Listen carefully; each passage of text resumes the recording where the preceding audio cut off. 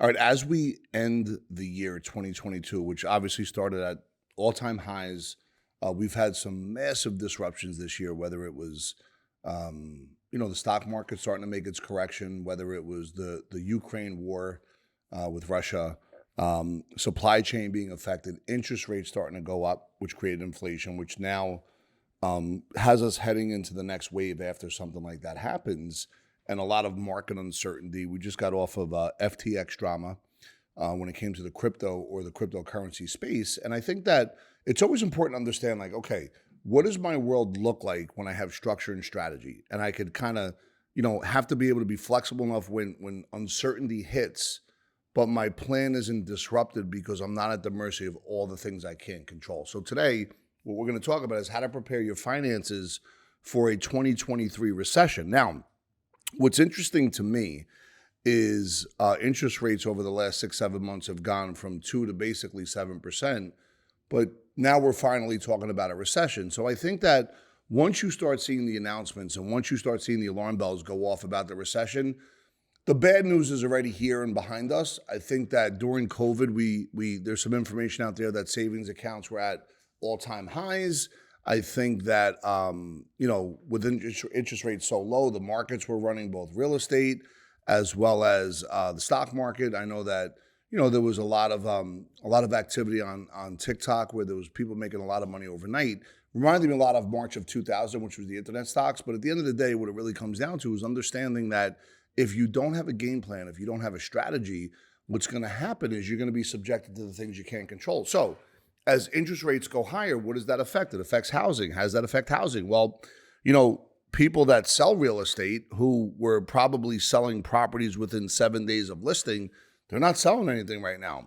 So if somebody in 2021 made 200 grand, I know somebody, one of my clients that was just sharing this with me the other day, they made 200 grand in 2021. In 2022, they're down to 50,000. So think about that. That person owes money on taxes from 2021. They made 50,000 this year. So that means that business shrunk, and it's all because interest rates went higher. Well, just think about if you were 60 years old and a year ago, your money in a 401k, making up a number, let's say the balance was $2 million, but now all of a sudden the market had gone from 35,000 down to 29, back up a little bit, but back and forth, there's a lot of activity. But if you're 60, if you weren't properly diversified within that portfolio, I would say your 401k could be limping a little bit right now. And now, whatever you've lost in the last 12 months, you got to be able to get that back over the next 5 or 6 years. It creates a lot of uncertainty. It creates a lot of tightness. It creates a lot of questioning. So at the end of the day, it's real important to understand that as we enter 2023, there's no one going to save you. There's no overnight success. I always say this. I would always suggest that you get all the planners in your world on the same page for the benefit of your thinking. So whenever you go through exactly what you're going to go through, you could be able to position yourself with leverage, liquidity, and control. Now, what does that actually mean? Well, listen, if you have, I think 2-3 years ago, if you had a lot of cash was not king because everything was running. But if you're sitting on cash right now, that means you get to pick and choose. Either I could buy a business, I could be a hard money lender, I could buy real estate at a discount. I know I could buy stocks or the S&P at a different price today than it was a year ago. These are some of the thoughts that happen. But always remember, don't quit your day job. Don't become a trader or an investor. Yes, deploy your capital properly, but at the end of the day, it's always important to know that how can I protect myself from a recession or from inflation? And certain strategies that really take place is well, how do I become my own bank? How do I get multiple use of each and every dollar? Is there strategies that allow me to do it? And the answer is yes. Write this down. The first thing, though, is you need to create clarity. You need to understand where you are. So you have to look at an economic financial freedom map. By the way, go ahead and click the link below. We do have a epic financial freedom map, which is another 10, 15-minute video off of this that could really explain exactly not only where you are, but where you want to go, how to re-engineer it back and put you in a position to make some good strategic moves with your money. It's an excellent 12-minute video, so go check it out. But with that being said, you want to know where you are, right? So the only way you're going to know that is by being radically honest. And by the way, you need a place to keep score. So one of the things we call it the Epic Wealth Builder, but it's a place where all your financial institutions are on one landing page. So you could see your world real time at the click of a button. So all your decisions, they're not based on, emotional timidity, but more like a, science and math and components and elements and, think of the scale of justice. You want to be able to have the mindset, a financial scale of justice. So you put yourself in a position that all your decisions are stress tested. So if you did that, you could then put yourself really in a place of taking advantage of the things that are on deep discount. And one of the things that we always talk about is overfunding, and this isn't the end all and be all, but this is part of the overall plan, overfunding a cash value life insurance plan. Well, listen, yeah, but Rob, why are you always talking about life insurance? Well, listen, we have a fiduciary arm right down the hall. We do believe as part of the overall financial mosaic that it's important to have money management.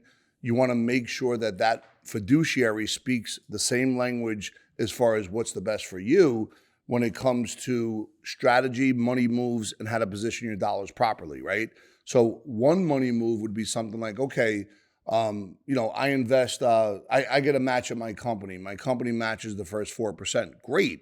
That's phenomenal. So I would suggest to go up the match, but take the difference and put that somewhere else. So you could have it in a bucket that's an after-tax bucket to complement your taxable bucket. Because remember, everything in a 401k and everything in an IRA, when you start taking distribution, is taxed at ordinary income. So I'm always in the mindset of, okay, how do I position money where I could really manage the tax code a little bit better? What does that mean? Well, listen, taxes have changed 40 times since 1960, 45 times.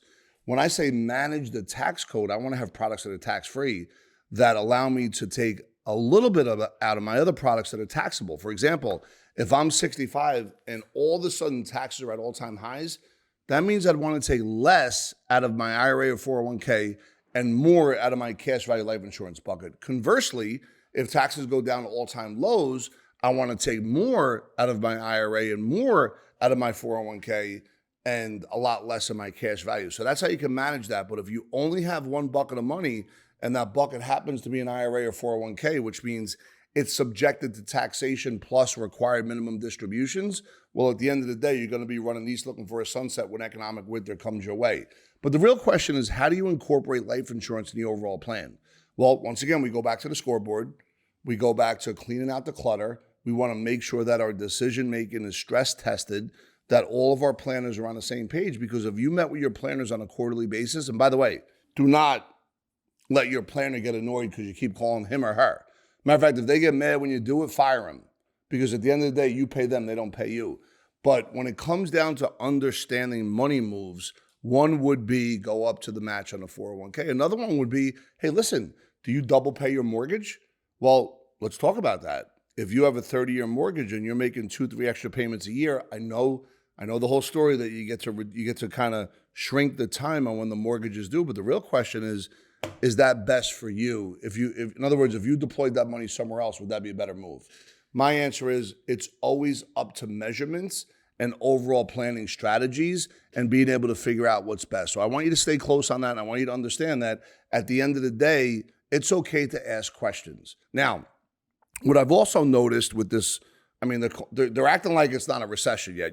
We've been in a recession, folks. I got news for you. And you've been had, and people have been telling you stories. And at the end of the day, those people aren't picking up the phone now, either because they were selling crypto, but now they're a sales trainer, or your fiduciary is just saying rebalance because they don't have the other parts, that are really connected to your overall financial mosaic when it comes to the insurance, the guarantees, and the tax-free growth. They're not really looking at that. Even if it was real estate, they're really focused on the money management. So you want to make sure you have somebody that's fluid, that understands all aspects of financial planning, not just singular approach, not just stock market related, but really an overall planning process. With that, though, at the end of the day, it's important to know that, look, I have 10 years, I have 15, I have 20 years to retirement. How do I re-engineer what I got to save on a monthly basis? How do I increase my savings? Well, some of the things you do is understand, hey, let me go up to the match, and hey, let me not prepay my mortgage, and hey, let me take a look at the cost of all my insurances, my homeowners, my auto, see if I'm overpaying for it. And also, how much money am I using for dinners? How many different accounts do I have where every single month my credit card's getting hit because I'm not really paying attention to the different memberships that I have? All this money adds up. And all of a sudden, if you're able to save $1,000, $2,000, $3,000 by really looking at that, and you do it on a monthly basis, you'll be amazed at, as you set up that separate bucket, what that money could do for you in a multiplier fashion. And that's what we're talking about. It's not about a product, it's about a process and a system. Processes and systems is what creates, in sports, by the way, it creates dynasties. You may have a team that's a one-hit wonder. That's different than a team that wins 4, 5, 6, 7 championships because they have processes and systems. Why not do that with your money? Why not create a process and a system? Why not put yourself in a position to prosper? And remember, in a recession, certain industries don't do well. One of them is the financial services industry for the consumer because the markets are going down, right? That's not fun. You look at your 401k statement every month, right? It's going down and it doesn't feel good. And now be careful of scarcity mindset and making decisions out of fear. Because if you start making decisions out of fear, you're going to regret it when things turn around. Once again, it's always important. Get a game plan, get an economic philosophy, get with a team that could create not only the outcome that what you're looking to achieve, but at the same time, be able to honor what your thought process is and put together the other planners. Go ahead, click the link below. If you want one of the members here at Epic to sit down and spend some time with you, take you through our success process, we'd love to do that. There's no obligation, by the way. We're here to serve, contribute, add value, and grow with you. And at the end of the day, if there's any other videos that you want me to do, or if you have any comments, feel free to put them below. And once again, thanks for checking out the channel.